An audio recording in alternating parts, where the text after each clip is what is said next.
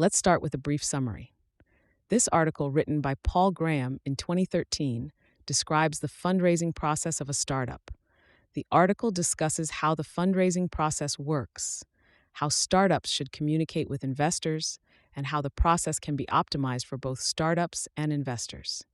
Moreover, Graham emphasizes that the fundraising process is primarily a tool, and the success of a startup is measured not by this process, but by developing their products and communicating with their users. This article is an important guide for anyone wanting to understand the workings of a successful fundraising process. Before we dive in, I want to share a quick note about how this podcast is created. As you've probably noticed, this podcast isn't voiced by a human, but by artificial intelligence. I'm obligated to inform you of this beforehand due to the rules of AI services. This podcast is made possible by our sponsor, Wope.com, an AI startup that combines content marketing with artificial intelligence to significantly boost traffic and revenue of your startups. For all the latest content, be sure to follow me at x.com, Yigit Koner. Now, let's turn our attention back to the essay, Effective Fundraising Strategies for Startups. Original title, How to Raise Money. Date, September 2013. Most startups that raise money do it more than once. A typical trajectory might be 1. To get started with a few tens of thousands from something like Y Combinator or individual angels. Then 2. Raise a few $100,000 to a few million to build the company. And then 3. Once the company is clearly succeeding, raise 1 or more later rounds to accelerate growth. Reality can be messier. Some companies raise money twice in Phase 2. Others skip Phase 1 and go straight to Phase 2. And at Y Combinator, we get an increasing number of companies that have already raised amounts in the hundreds of thousands. But the 3-phase path is at least the one about which individual startups' paths oscillate. This essay focuses on Phase 2 fundraising. That's the type the startups we fund are doing on demo day, and this essay is the advice we give them. Forces. Fundraising is hard in both senses. Hard like lifting a heavy weight, and hard like solving a puzzle. It's hard like lifting a weight because it's intrinsically hard to convince people to part with large sums of money. That problem is irreducible. It should be hard. But much of the other kind of difficulty can be eliminated. Fundraising only seems a puzzle because it's an alien world to most founders, and I hope to fix that by supplying a map through it. To founders, the behavior of investors is often opaque, partly because their motivations are obscure, but partly because they deliberately mislead you. And the misleading ways of investors combine horribly with the wishful thinking of inexperienced founders. At YC, we're always warning founders about this danger, and investors are probably more circumspect with YC startups than with other companies they talk to. And even so, we witness a constant series of explosions as these two volatile components combine. You can't paulgraham.com. If you're an inexperienced founder, the only way to survive is by imposing external constraints on yourself. You can't trust your intuitions. I'm going to give you a set of rules here that will get you through this process, if anything will. At certain moments, you'll be tempted to ignore them. So rule number 0 is, these rules exist for a reason. You wouldn't need a rule to keep you going in one direction if there weren't powerful forces pushing you in another. The ultimate source of the forces acting on you are the forces acting on investors. Investors are pinched between two kinds of fear. Fear of investing in startups that fizzle, and fear of missing out on startups that take off. The cause of all this fear is the very thing that makes startups such attractive investments. The successful ones grow very fast. But that fast growth means investors can't wait around. If you wait till a startup is obviously a success, it's too late. To get the really high returns, you have to invest in startups when it's still unclear how they'll do. But that in turn makes investors nervous they're about to invest in a flop, as indeed they often are. What investors would like to do, if they could, is wait. When a startup is only a few months old, every week that passes gives you significantly more information about them. But if you wait too long, other investors might take the deal away from you. And of course, the other investors are all subject to the same forces. So what tends to happen is that they all wait as long as they can, then when some act, the rest have to. Don't raise money unless you want it and it wants you. Such a high proportion of successful startups raise money that it might seem fundraising is one of the defining qualities of a startup. Actually, it isn't. Rapid growth, paulgraham.com's GrachTML, is what makes a company a startup. Most companies in a position to grow rapidly find that A, taking outside money helps them grow faster, and B, their growth potential makes it easy to attract such money. It's so common for both A and B to be true of a successful startup that practically all do raise outside money. But there may be cases where a startup either wouldn't want to grow faster or outside money wouldn't help them to. And if you're one of them, don't raise money. The other time not to raise money is when you won't be able to. If you try to raise money before you can paulgraham.com investors, you'll not only waste your time, but also burn your reputation with those investors, be in fundraising mode or not. One of the things that surprises founders most about fundraising is how distracting it is. When you start fundraising, everything else grinds to a halt. The problem is not the time fundraising consumes, but that it becomes the top idea in your mind. paulgraham.com/top.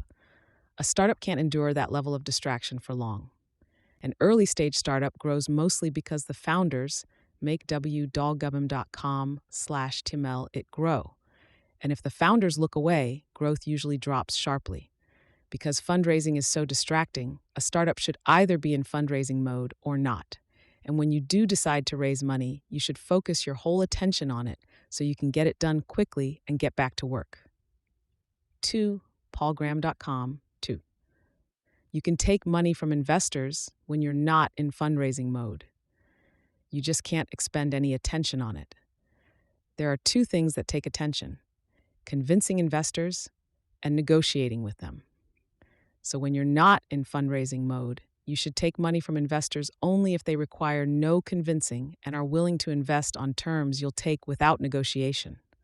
For example, if a reputable investor is willing to invest on a convertible note using standard paperwork that is either uncapped or capped at a good valuation, you can take that without having to think, using paulgraham.com/felin. The terms will be whatever they turn out to be in your next equity round. And no convincing means just that: zero time spent meeting with investors or preparing materials for them. If an investor says they're ready to invest, but they need you to come in for one meeting to meet some of the partners, tell them no. If you're not in fundraising mode, because that's fundraising. paulgraham.com/Forward. Tell them politely. Tell them you're focusing on the company right now and that you'll get back to them when you're fundraising. But do not get sucked down the slippery slope. Investors will try to lure you into fundraising when you're not. It's great for them if they can, because they can thereby get a shot at you before everyone else. They'll send you emails saying they want to meet to learn more about you. If you get cold emailed by an associate at a VC firm, you shouldn't meet even if you are in fundraising mode. Deals don't happen that way. paulgraham.com/5. But even if you get an email from a partner, you should try to delay meeting till you're in fundraising mode. They may say they just want to meet and chat, but investors never just want to meet and chat. What if they like you? What if they start to talk about giving you money? Will you be able to resist having that conversation? Unless you're experienced enough at fundraising to have a casual conversation with investors that stays casual, it's safer to tell them that you'd be happy to later when you're fundraising, but that right now you need to focus on the company. paulgraham.com. Companies that are successful at raising money in phase 2 sometimes tack on a few investors after leaving fundraising mode. This is fine. If fundraising went well, you'll be able to do it without spending time convincing them or negotiating about terms. Get introductions to investors. Before you can talk to investors, you have to be introduced to them. If you're presenting at a demo day, you'll be introduced to a whole bunch simultaneously. But even if you are, you should supplement these with intros you collect yourself. Do you have to be introduced? In phase 2, yes. Some investors will let you email them a business plan, but you can tell from the way their sites are organized that they don't really want startups to approach them directly. Intros vary greatly in effectiveness. The best type of intro is from a well-known investor who has just invested in you. So when you get an investor to commit, ask them to introduce you to other investors they respect. 7. The next best type of intro is from a founder of a company they've funded. You can also get intros from other people in the startup community, like lawyers and reporters. There are now sites like AngelList, Funders Club, and WeFunder that can introduce you to investors. We recommend startups treat them as auxiliary sources of money. Raise money first from leads you get yourself. Those will on average be better investors. Plus, you'll have an easier time raising money on these sites once you can say you've already raised some from well-known investors. Hear no till you hear yes. Treat investors as saying no till they unequivocally say yes in the form of a definite offer with no contingencies. I mentioned earlier that investors prefer to wait if they can. What's particularly dangerous for founders is the way they wait. Essentially, they lead you on. They seem like they're about to invest right up till the moment they say no. If they even say no, some of the worst ones never actually do say no. They just stop replying to your emails. They hope that way to get a free option on investing. If they decide later that they want to invest, usually because they've heard you're a hot deal, they can pretend they just got distracted and then restart the conversation as if they'd been about to. 8. paulgraham.com, F8N. That's not the worst thing investors will do. Some will use language that makes it sound as if they're committing, but which doesn't actually commit them. And wishful thinking founders are happy to meet them halfway. night.paulgraham.com. Fortunately, the next rule is a tactic for neutralizing this behavior. But to work, it depends on you not being tricked by the no that sounds like yes. It's so common for founders to be mistaken about this that we designed a protocol //ycombinator.com/HDP to fix the problem. If you believe an investor has committed, get them to confirm it. If you and they have different views of reality, whether the source of the discrepancy is their sketchiness or your wishful thinking, the prospect of confirming a commitment in writing will flush it out. Until they confirm, regard them as saying no. Do breadth-first search weighted by expected value. When you talk to investors, your MO should be breadth-first search, weighted by expected value. You should always talk to investors in parallel rather than serially. You can't afford the time it takes to talk to investors serially. Plus, if you only talk to one investor at a time, they don't have the pressure of other investors to make them act. But you shouldn't pay the same attention to every investor, because some are more promising prospects than others. The optimal solution is to talk to all potential investors in parallel, but give higher priority to the more promising ones. paulgraham.com/FR, DNF1. Expected value equals how likely an investor is to say yes, multiplied by how good it would be if they did. So, for example, an eminent investor who would invest a lot, but will be hard to convince, might have the same expected value as an obscure angel who won't invest much, but will be easy to convince. Whereas an obscure angel who will only invest a small amount and yet needs to meet multiple times before making up his mind has very low expected value. Meet such investors last, if at all. 11. lom/parm.com, tart F1N. Doing breadth-first search, weighted by expected value, will save you from investors who never explicitly say no but merely drift away, because you'll drift away from them at the same rate. It protects you from investors who flake in, much the same way that a distributed algorithm protects you from processors that fail. If some investor isn't returning your emails, or wants to have lots of meetings but isn't progressing toward making you an offer, you automatically focus less on them. But you have to be disciplined about assigning probabilities. You can't let how much you want an investor influence your estimate of how much they want you. Know where you stand. How do you judge how well you're doing with an investor when investors habitually seem more positive than they are? By looking at their actions rather than their words. Every investor has some track they need to move along from the first conversation to wiring the money. and you should always know what that track consists of, where you are on it, and how fast you're moving forward.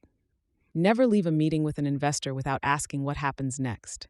What more do they need in order to decide? Do they need another meeting with you? To talk about what? And how soon? Do they need to do something internally, like talk to their partners or investigate some issue? How long do they expect it to take? Don't be too pushy, but know where you stand. If investors are vague or resist answering such questions, assume the worst. Investors who are seriously interested in you will usually be happy to talk about what has to happen between now and wiring the money, because they're already running through that in their heads. 12belt/paulgraham.com. If you're experienced at negotiations, you already know how to ask such questions. Paul.com. If you're not, there's a trick you can use in this situation. Investors know you're inexperienced at raising money. Inexperience there doesn't make you unattractive. Being a noob at technology would if you're starting a technology startup, but not being a noob at fundraising. Larry and Sergey were noobs at fundraising. So you can just confess that you're inexperienced at this and ask how their process works and where you are in it. Get the first commitment. The biggest factor in most investors' opinions of you is the opinion of other investors. paulgraham.com/herd. Once you start getting investors to commit, it becomes increasingly easy to get more too. But the other side of this coin is that it's often hard to get the first commitment. Getting the first substantial offer can be half the total difficulty of fundraising. What counts as a substantial offer depends on who it's from and how much it is. Money from friends and family doesn't usually count, no matter how much. But if you get $50K from a well-known VC firm or angel investor, that will usually be enough to set things rolling. Doesn't paulgraham.com close committed money? It's not a deal till the money's in the bank. I often hear inexperienced founders say things like, "We've raised $800,000, only to discover that zero of it is in the bank so far." Remember the twin fears that torment investors? The fear of missing out that makes them jump early, and the fear of jumping onto a turd that results. This is a market where people are exceptionally prone to buyer's remorse, and it's also one that furnishes them plenty of excuses to gratify it. The public market snaps startup investing around like a whip. If the Chinese economy blows up tomorrow, all bets are off. But there are lots of surprises for individual startups too, and they tend to be concentrated around fundraising. Tomorrow, a big competitor could appear, or you could get seen dead, or your co-founder could quit. paulcom./r. Even a day's delay can bring news that causes an investor to change their mind. So when someone commits, get the money. Knowing where you stand doesn't end when they say they'll invest. After they say yes, know what the timetable is for getting the money, and then babysit that process till it happens. Institutional investors have people in charge of wiring money, but you may have to hunt angels down in person to collect a check. Inexperienced investors are the ones most likely to get buyer's remorse. Established ones have learned to treat saying yes as like diving off a diving board, and they also have more brand to preserve. But I've heard of cases of even top-tier VC firms welching on deals. Avoid investors who don't lead.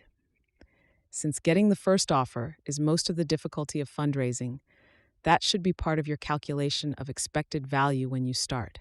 You have to estimate not just the probability that an investor will say yes, but the probability that they'd be the first to say yes, and the latter is not simply a constant fraction of the former. Some investors are known for deciding quickly, and those are extra valuable early on. Conversely, an investor who will only invest once other investors have is worthless initially.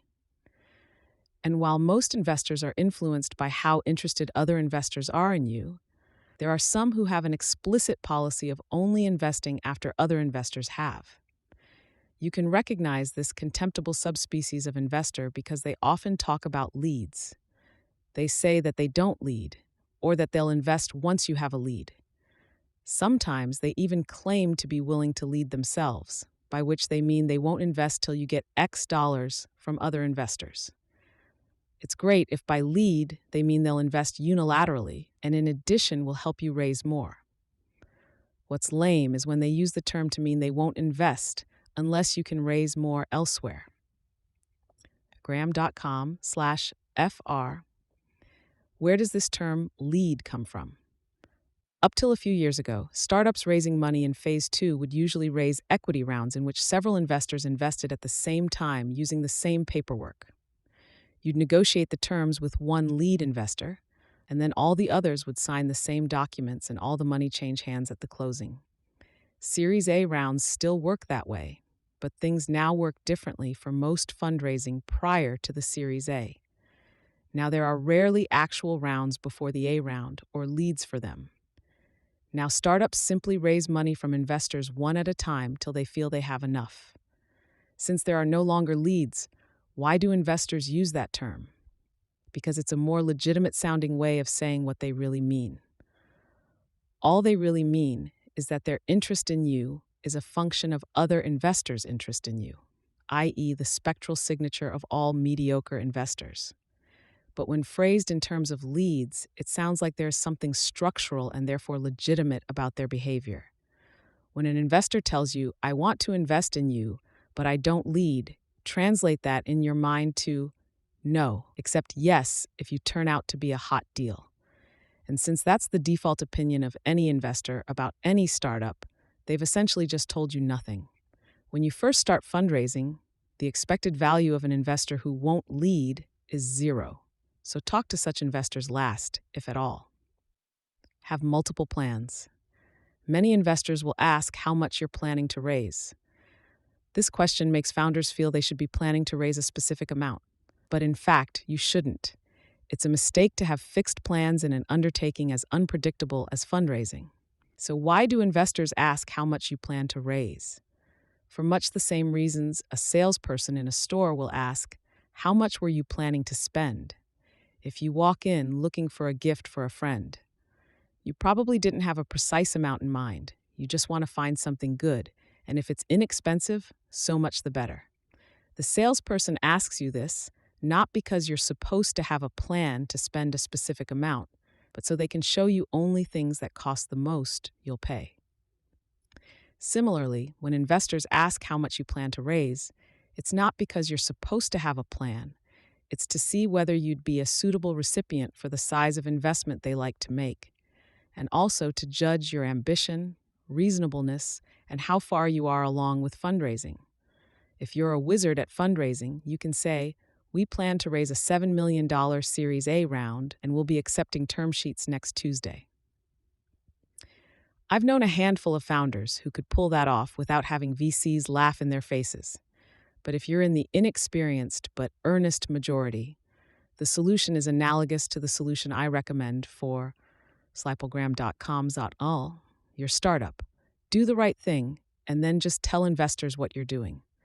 And the right strategy in fundraising is to have multiple plans depending on how much you can raise. Ideally, you should be able to tell investors something like, "We can make it to profitability without raising any more money. But if we raise a few $100,000, we can hire 1 or 2 smart friends. And if we raise a couple million, we can hire a whole engineering team, etc." Different plans match different investors. If you're talking to a VC firm that only does Series A rounds, though there are few of those left, it would be a waste of time talking about any but your most expensive plan. Whereas if you're talking to an angel who invests $20 at a time and you haven't raised any money yet, you probably want to focus on your least expensive plan. If you're so fortunate as to have to think about the upper limit on what you should raise, a good rule of thumb is to multiply the number of people you want to hire times $15 times 18 months.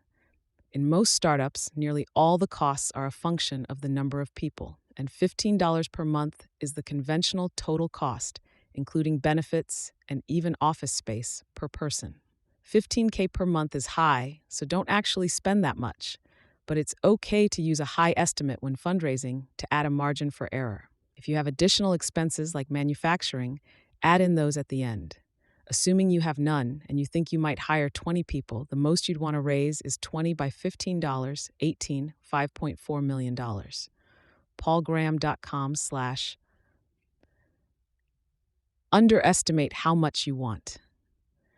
Though you can focus on different plans when talking to different types of investors, you should, on the whole, err on the side of underestimating the amount you hope to raise. For example, if you'd like to raise 500K, it's better to say initially that you're trying to raise 250K. Then, when you reach 105K, you're more than half done. That sends two useful signals to investors: that you're doing well and that they have to decide quickly because you're running out of room. Whereas if you'd said you were raising $500, you'd be less than a third done at 105K. If fundraising stalled there for an appreciable time, you'd start to read as a failure. Saying initially that you're raising $250K doesn't limit you to raising that much. When you reach your initial target and you still have investor interest, you can just decide to raise more. Startups do that all the time. In fact, most startups that are very successful at fundraising end up raising more than they originally intended. I'm not saying you should lie, but that you should lower your expectations initially. There is almost no downside in starting with a low number. It not only won't cap the amount you raise, but will on the whole tend to increase it. A good metaphor here is angle of attack. If you try to fly at too steep an angle of attack, you just stall. If you say right out of the gate that you want to raise a $5 million Series A round, unless you're in a very strong position, you not only won't get that, but won't get anything. Better to start at a low angle of attack, build up speed, and then gradually increase the angle if you want. Be profitable if you can. You will be in a much stronger position if your collection of plans includes one for raising $0, i.e., if you can make it to profitability without raising any additional money. Ideally, you want to be able to say to investors, "We'll succeed no matter what. Took debt, but raising money will help us do it faster." There are many analogies between fundraising and dating, and this is one of the strongest. No one wants you if you seem desperate. And the best way not to seem desperate is not to be desperate. That's one reason we urge startups during YC to keep expenses low and to try to make it to ramenprofitability.paulgraham.com/ramenprofitable.html before demo day. Though it sounds slightly paradoxical, if you want to raise money, the best thing you can do is get yourself to the point where you don't need to. There are almost two distinct modes of fundraising. One in which founders who need money knock on doors seeking it, knowing that otherwise the company will die, or at the very least people will have to be fired, and one in which founders who don't need money take some to grow faster than they could merely on their own revenues. To emphasize the distinction, I'm going to name them. Type A fundraising is when you don't need money, and Type B fundraising is when you do. Inexperienced founders read about famous startups doing what was Type A fundraising and decide they should raise money too, since that seems to be how startups work.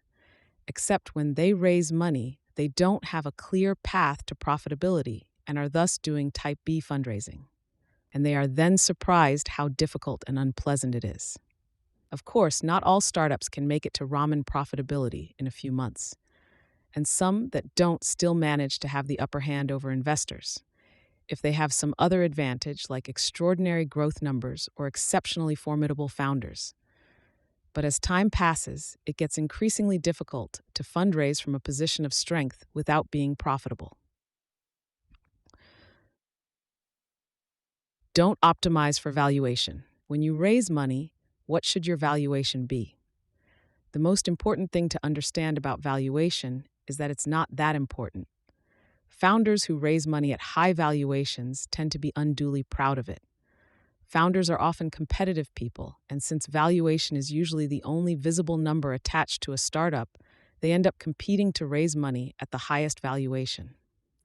This is stupid because fundraising is not the test that matters.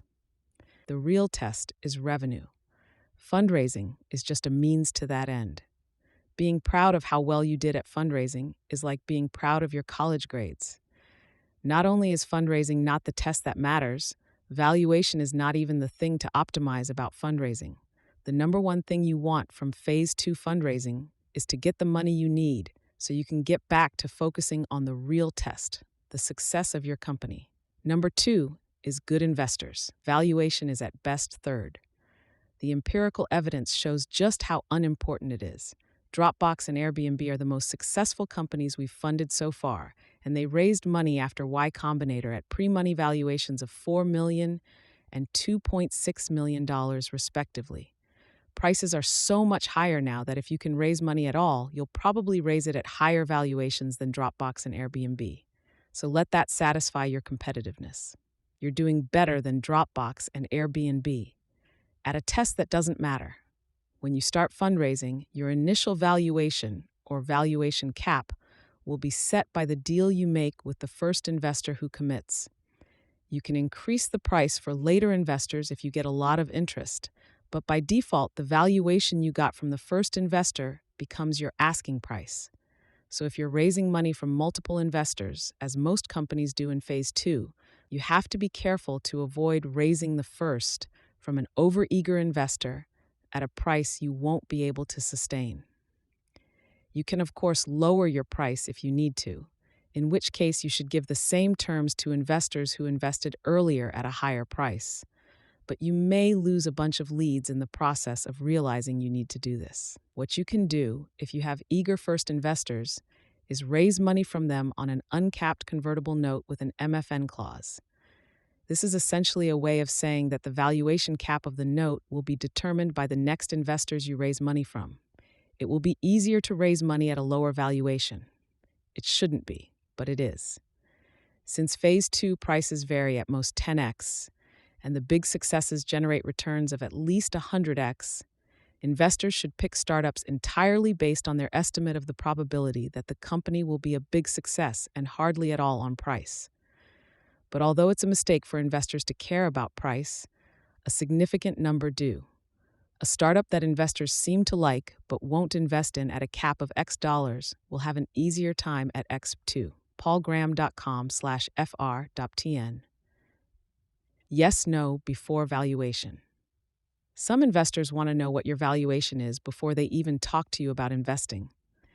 If your valuation has already been set by a prior investment at a specific valuation or cap, you can tell them that number. But if it isn't set because you haven't closed anyone yet, and they try to push you to name a price, resist doing so.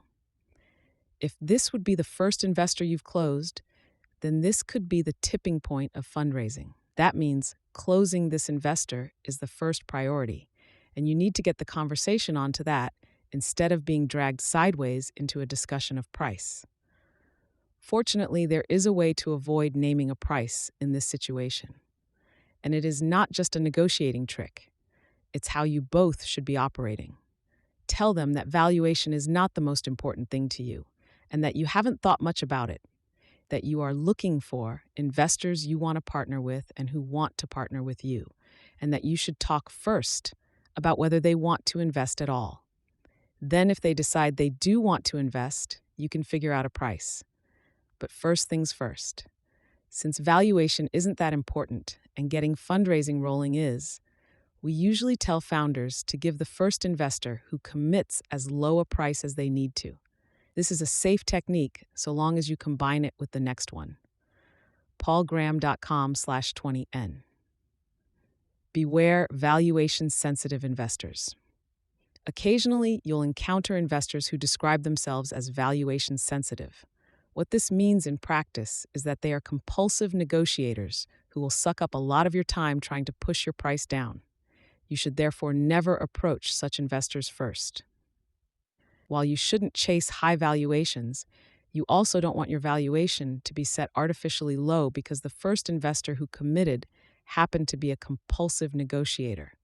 Some such investors have value, but the time to approach them is near the end of fundraising, when you're in a position to say, "This is the price everyone else has paid. Take it or leave it, and not mind if they leave it." This way, you'll not only get market price, but it will also take less time. Ideally, you know which investors have a reputation for being valuation sensitive and can postpone dealing with them till last, but occasionally one you didn't know about will pop up early on. The rule of doing breadth-first search weighted by expected value already tells you what to do in this case. Slow down your interactions with them. There are a handful of investors who will try to invest at a lower valuation, even when your price has already been set. Lowering your price is a backup plan you resort to when you discover you've let the price get set too high to close all the money you need. So you'd only want to talk to this sort of investor if you were about to do that anyway. But since investor meetings have to be arranged at least a few days in advance, and you can't predict when you'll need to resort to lowering your price, this means in practice that you should approach this type of investor last, if at all. If you're surprised by a lowball offer, treat it as a backup offer and delay responding to it. When someone makes an offer in good faith, you have a moral obligation to respond in a reasonable time. But lowballing you is a dick move that should be met with the corresponding counter move. Accept offers greedily. I'm a little leery of using the term greedily when writing about fundraising lest non-programmers misunderstand me, but a greedy algorithm is simply one that doesn't try to look into the future. A greedy algorithm takes the best of the options in front of it right now. And that is how startups should approach fundraising in phases 2 and later. Don't try to look into the future because A, the future is unpredictable, and indeed in this business you're often being deliberately misled about it, and B, your first priority in fundraising should be to get it finished and get back to work anyway. If someone makes you an acceptable offer, take it. If you have multiple incompatible offers, take the best. Don't reject an acceptable offer in the hope of getting a better one in the future. These simple rules cover a wide variety of cases. If you're raising money from many investors, roll them up as they say yes. As you start to feel you've raised enough, the threshold for acceptable will start to get higher. In practice, offers exist for stretches of time, not points. So when you get an acceptable offer that would be incompatible with others, e.g. an offer to invest most of the money you need, you can tell the other investors you're talking to that you have an offer good enough to accept and give them a few days to make their own. This could lose you some that might have made an offer if they had more time. But by definition, you don't care. The initial offer was acceptable. Some investors will try to prevent others from having time to decide by giving you an exploding offer, meaning one that's only valid for a few days. Offers from the very best investors explode less frequently and less rapidly. Fred Wilson never gives exploding offers, for example, because they're confident you'll pick them. But lower-tier investors sometimes give offers with very short fuses because they believe no one who had other options would choose them. A deadline of 3 working days is acceptable. You shouldn't need more than that if you've been talking to investors in parallel. But a deadline any shorter is a sign you're dealing with a sketchy investor. You can usually call their bluff, and you may need to. Carm.t10. It might seem that instead of accepting offers greedily, your goal should be to get the best investors as partners. That is certainly a good goal. But in phase 2, get the best investors only rarely conflicts with accept offers greedily, because the best investors don't usually take any longer to decide than the others. The only case where the two strategies give conflicting advice is when you have to forego an offer from an acceptable investor to see if you'll get an offer from a better one. If you talk to investors in parallel and push back on exploding offers with excessively short deadlines, that will almost never happen. But if it does, get the best investors is in the average case bad advice. The best investors are also the most selective because they get their pick of all the startups. They reject nearly everyone they talk to, which means in the average case it's a bad trade to exchange a definite offer from an acceptable investor for a potential offer from a better one. The situation is different in phase 1. You can't apply to all the incubators in parallel because some offset their schedules to prevent this. In phase 1, accept offers greedily and get the best investors do conflict. So if you want to apply to multiple incubators, you should do it in such a way that the ones you want most decide first. Sometimes when you're raising money from multiple investors, a Series A will emerge out of those conversations. and these rules even cover what to do in that case. When an investor starts to talk to you about a Series A, keep taking smaller investments till they actually give you a term sheet. There's no practical difficulty. If the smaller investments are on convertible notes, they'll just convert into the Series A round. The Series A investor won't like having all these other random investors as bedfellows. But if it bothers them so much, they should get on with giving you a term sheet. Till they do, you don't know for sure they will, and the greedy algorithm tells you what to do. paulgraham.com/fr-twi rounds. Don't sell more than 25% in Phase 2. If you do well, you will probably raise a Series A round eventually. I say probably because things are changing with Series A rounds. Startups may start to skip them, but only one company we've funded has so far, so tentatively assume the path to huge passes through an A round. paulgraham.com/fr.h20A round, which means you should avoid doing things in earlier rounds that will mess up raising an A round. For example, if you've sold more than about 40% of your company total, it starts to get harder to raise an A round because VCs worry there will not be enough stock left to keep the founders motivated. Our rule of thumb is not to sell more than 25% in Phase 2, on top of whatever you sold in Phase 1, which should be less than 15%. If you're raising money on uncapped notes, you'll have to guess what the eventual equity round valuation might be. Guess conservatively. Since the goal of this rule is to avoid messing up the Series A, there's obviously an exception if you end up raising a Series A in Phase 2, as a handful of startups do. Have one person handle fundraising. If you have multiple founders, pick one to handle fundraising so the others can keep working on the company. And since the danger of fundraising is not the time taken up by the actual meetings, but that it becomes the top idea in your mind, the founder who handles fundraising should make a conscious effort to insulate the other founders from the details of the process. Tall R. If the founders mistrust one another, this could cause some friction. But if the founders mistrust one another, you have worse problems to worry about than how to organize fundraising. The founder who handles fundraising should be the CEO, who should in turn be the most formidable of the founders. Even if the CEO is a programmer and another founder is a salesperson, yes, if you happen to be that type of founding team, you're effectively a single founder when it comes to fundraising. It's okay to bring all the founders to meet an investor who will invest a lot and who needs this meeting as the final step before deciding. But wait till that point. Introducing an investor to your co-founders should be like introducing a girl boyfriend to your parents, something you do only when things reach a certain stage of seriousness. Even if there are still one or more founders focusing on the company during fundraising, growth will slow. But try to get as much growth as you can, because fundraising is a segment of time, not a point, and what happens to the company during that time affects the outcome. If your numbers grow significantly between two investor meetings, investors will be hot to close. And if your numbers are flat or down, they'll start to get cold feet. You'll need an executive summary and maybe a deck. Traditionally, Phase 2 fundraising consists of presenting a slide deck in person to investors. Sequoia describes what such a deck should contain, /sequoiacap.com/ideas. And since they're the customer, you can take their word for it. I say traditionally because I'm ambivalent about decks, and though perhaps this is wishful thinking, they seem to be on the way out. A lot of the most successful startups we fund never make decks in Phase 2. They just talk to investors and explain what they plan to do.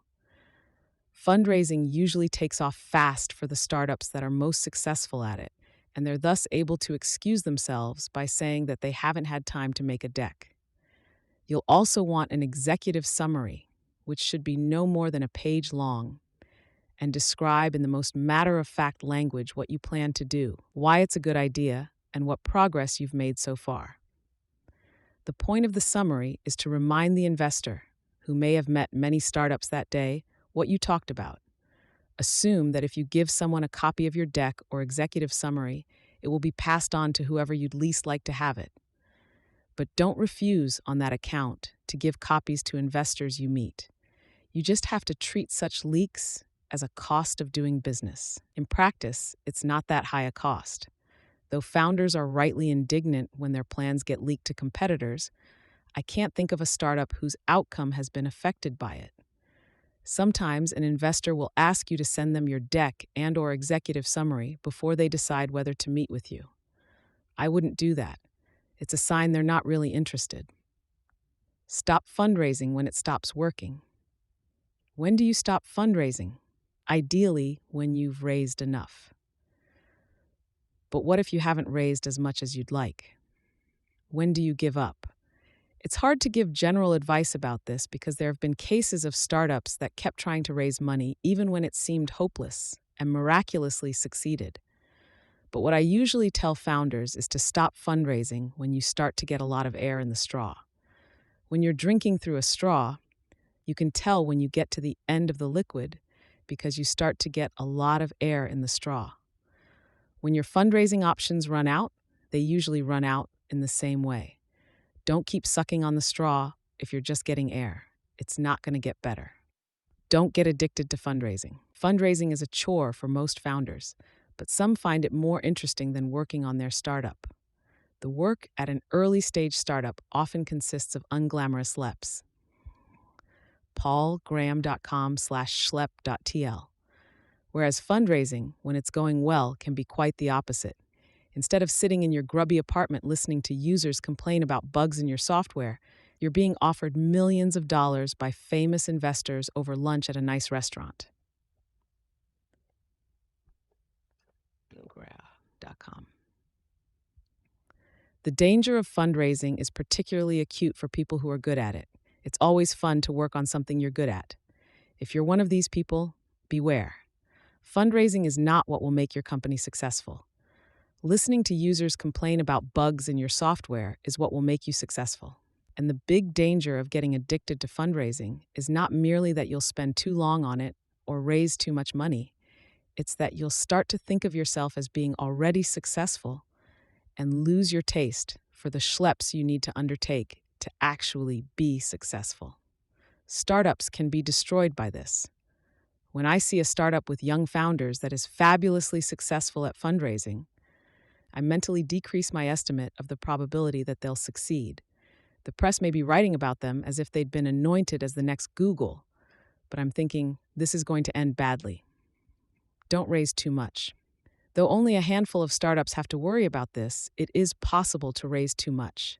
The dangers of raising too much are subtle but insidious. One is that it will set impossibly high expectations. If you raise an excessive amount of money, it will be at a high valuation. And the danger of raising money at too high a valuation is that you won't be able to increase it sufficiently the next time you raise money. A company's valuation is expected to rise each time it raises money. If not, it's a sign of a company in trouble, which makes you unattractive to investors. So if you raise money in phase 2 at a post-money valuation of $30 million, the pre-money valuation of your next round, if you want to raise one, is going to have to be at least $50 million. And you have to be doing really, really well to raise money at $50 million. It's very dangerous to let the competitiveness of your current round set the performance threshold you have to meet to raise your next one, because the two are only loosely coupled. But the money itself may be more dangerous than the valuation. The more you raise, the more you spend, and spending a lot of money can be disastrous for an early-stage startup.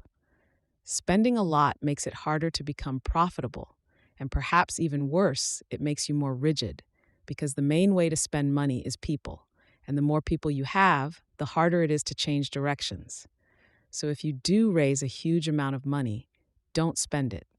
You will find that advice almost impossible to follow, so hot will be the money burning a hole in your pocket. But I feel obliged at least to try. Be nice. Startups raising money occasionally alienate investors by seeming arrogant, sometimes because they are arrogant, and sometimes because they're noobs clumsily attempting to mimic the toughness they've observed in experienced founders. It's a mistake to behave arrogantly to investors. While there are certain situations in which certain investors like certain kinds of arrogance, investors vary greatly in this respect, and a flick of the whip that will bring one to heel will make another roar with indignation. The only safe strategy is never to seem arrogant at all. That will require some diplomacy if you follow the advice I've given here. Because the advice I've given is essentially how to play hardball back. When you refuse to meet an investor because you're not in fundraising mode, or slow down your interactions with an investor who moves too slow, or treat a contingent offer as the no it actually is, and then, by accepting offers greedily, end up leaving that investor out, you're going to be doing things investors don't like. So you must cushion the blow with soft words. At YC, we tell startups they can blame us. And now that I've written this, everyone else can blame me if they want. That plus the inexperience card should work in most situations. Sorry, we think you're great, but PG said startups shouldn't gossamer. And since we're new to fundraising, we feel like we have to play it safe. The danger of behaving arrogantly is greatest when you're doing well. When everyone wants you, it's hard not to let it go to your head, especially if till recently no one wanted you. But restrain yourself. The startup world is a small place, and startups have lots of ups and downs. This is a domain where it's more true than usual that pride goeth before a fall. 27. paulgraham.com. Be nice when investors reject you as well. The best investors are not wedded to their initial opinion of you. If they reject you in phase 2 and you end up doing well, they'll often invest in phase 3. In fact, investors who reject you are some of your warmest leads for future fundraising. Any investor who spent significant time deciding probably came close to saying yes. Often, you have some internal champion who only needs a little more evidence to convince the skeptics. So it's wise not merely to be nice to investors who reject you, but unless they behaved badly, to treat it as the beginning of a relationship. The bar will be higher next time. Assume the money you raise in phase 2 will be the last you ever raise. You must make it to profitability on this money if you can. Over the past several years, the investment community has evolved from a strategy of anointing a small number of winners early and then supporting them for years, to a strategy of spraying money at early-stage startups and then ruthlessly culling them at the next stage. This is probably the optimal strategy for investors. It's too hard to pick winners early on. Better to let the market do it for you. But it often comes as a surprise to startups how much harder it is to raise money in phase 3. When your company is only a couple months old, all it has to be is a promising experiment that's worth funding to see how it turns out. The next time you raise money, the experiment has to have worked. You have to be on a trajectory that leads to going public. And while there are some ideas where the proof that the experiment worked might consist of, e.g., query response times, usually the proof is profitability. Usually, phase 3 fundraising has to be type A fundraising. In practice, there are 2 ways startups hose themselves between phases 2 and 3. Some are just too slow to become profitable. They raise enough money to last for 2 years. There doesn't seem any particular urgency to be profitable, so they don't make any effort to make money for a year. But by that time, not making money has become habitual.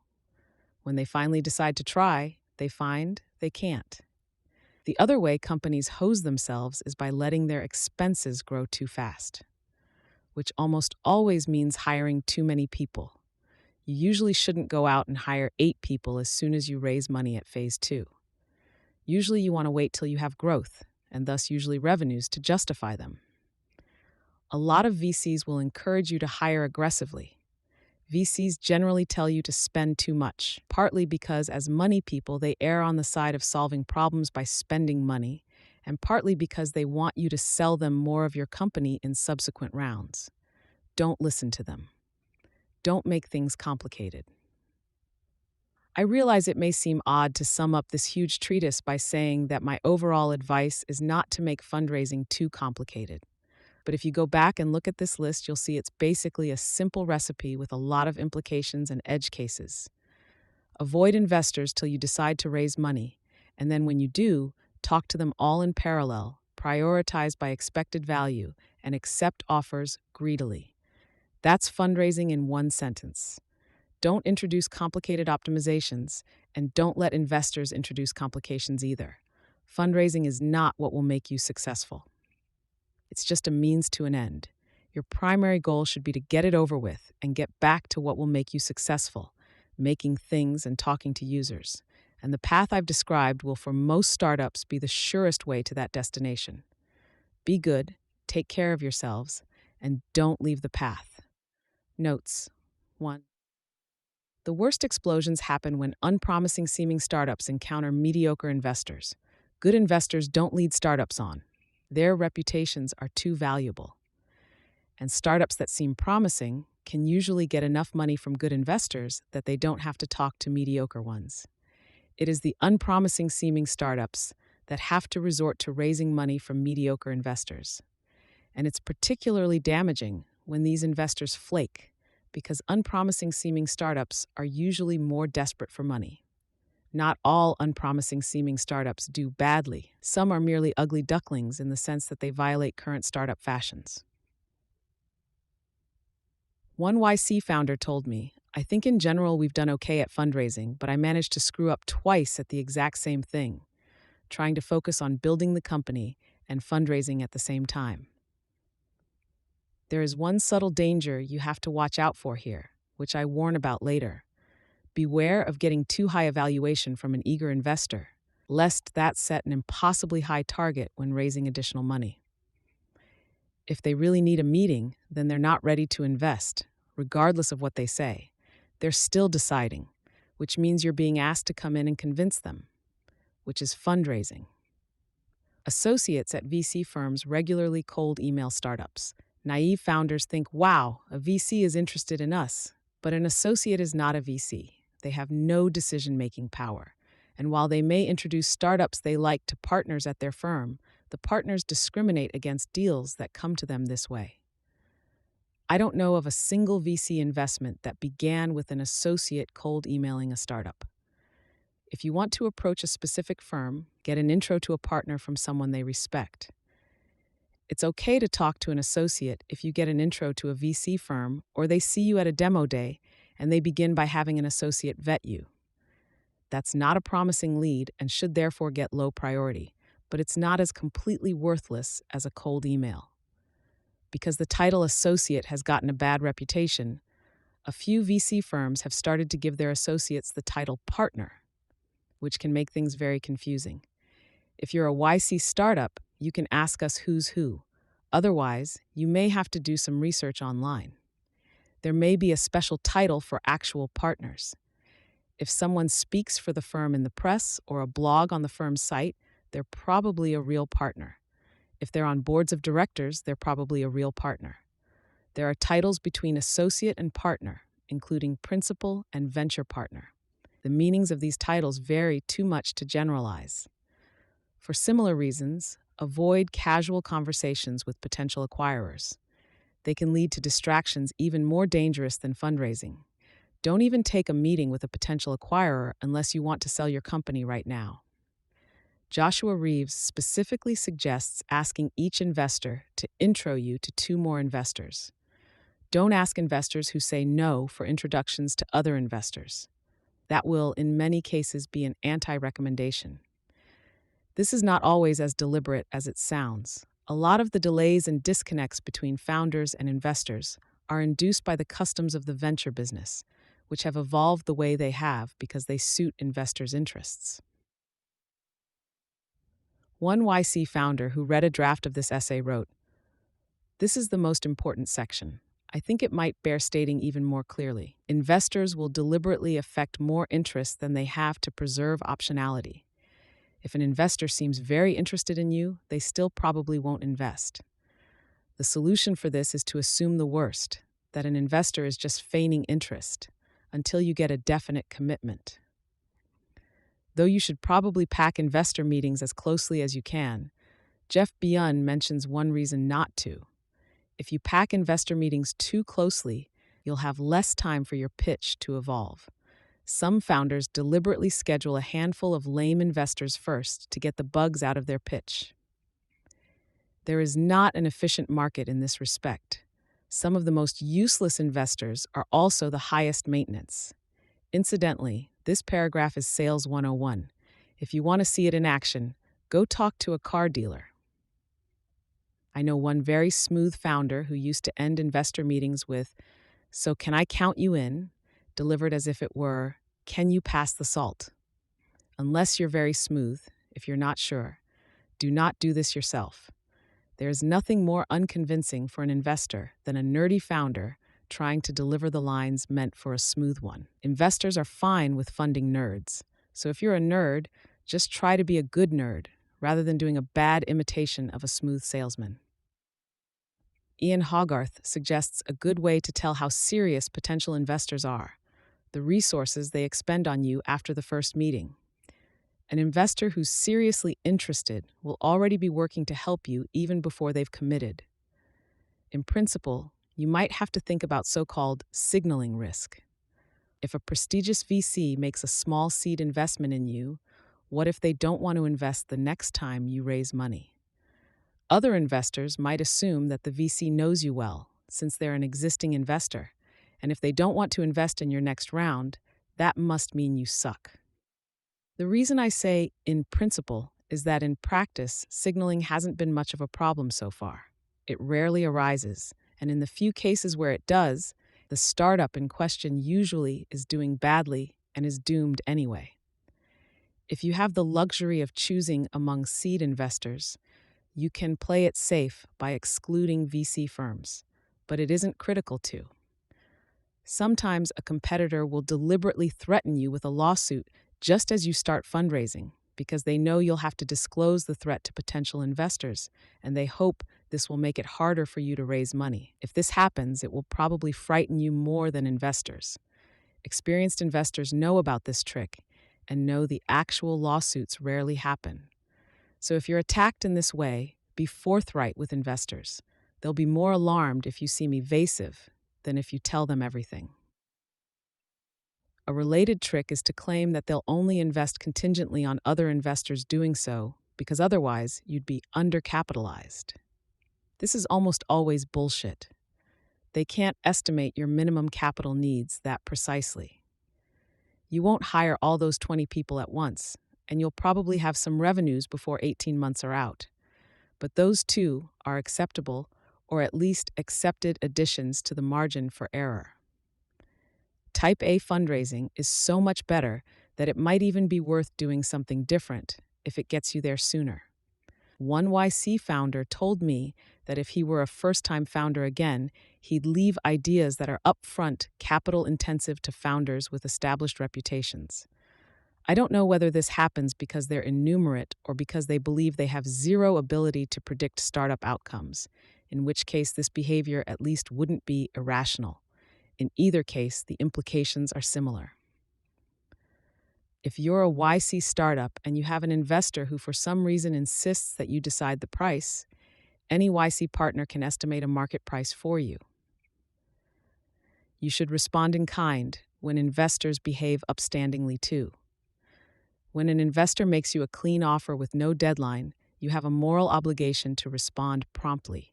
Tell the investors talking to you about an A round about the smaller investments you raise as you raise them. You owe them such updates on your cap table, and this is also a good way to pressure them to act. They won't like you raising other money and may pressure you to stop, but they can't legitimately ask you to commit to them till they also commit to you. If they want you to stop raising money, the way to do it is to give you a Series A term sheet with a no-shop clause. You can relent a little if the potential Series A investor has a great reputation and they're clearly working fast to get you a term sheet, particularly if a third party like YC is involved to ensure there are no misunderstandings. But be careful. The company is Weebly, which made it to profitability on a seed investment of $650. They did try to raise a Series A in the fall of 2008, but no doubt partly because it was the fall of 2008, the terms they were offered were so bad that they decided to skip raising an A round. Another advantage of having one founder take fundraising meetings is that you never have to negotiate in real time, which is something inexperienced founders should avoid. One YC founder told me, investors are professional negotiators and can negotiate on the spot very easily. If only one founder is in the room, you can say, I need to circle back with my co-founder before making any commitments. I used to do this all the time. You'll be lucky if fundraising feels pleasant enough to become addictive. More often, you have to worry about the other extreme, becoming demoralized when investors reject you. As one very successful YC founder wrote after reading a draft of this, it's hard to mentally deal with the sheer scale of rejection in fundraising, and if you are not in the right mindset, you will fail. Users may love you, but these supposedly smart investors may not understand you at all. At this point, for me, rejection still rankles, but I've come to accept that investors are just not super thoughtful for the most part, and you need to play the game according to certain somewhat depressing rules, many of which you are listing, in order to win. The actual sentence in the King James Bible is, "Pride goeth before destruction, and an haughty spirit before a fall." Thanks to Slava Akhmachet, Sam Altman, Nate Blasharchik, Adora Chung, Bill Clerico, John Collison, Patrick Collison, Parker Conrad, Ron Conway, Travis Dale, Jason Friedman, Joe Gebbia, Matten Griffel, Kevin Hale, Jacob Heller, Ian Hogarth, Justin Can, Professor Moriarty, Nikhil Nirmal, David Peterson, Jeff Ralston, Joshua Reeves, Yuri Sagalov, Emmett Shear, Rajat Suri, Gary Tan, and Nick Tomarello for reading drafts of this.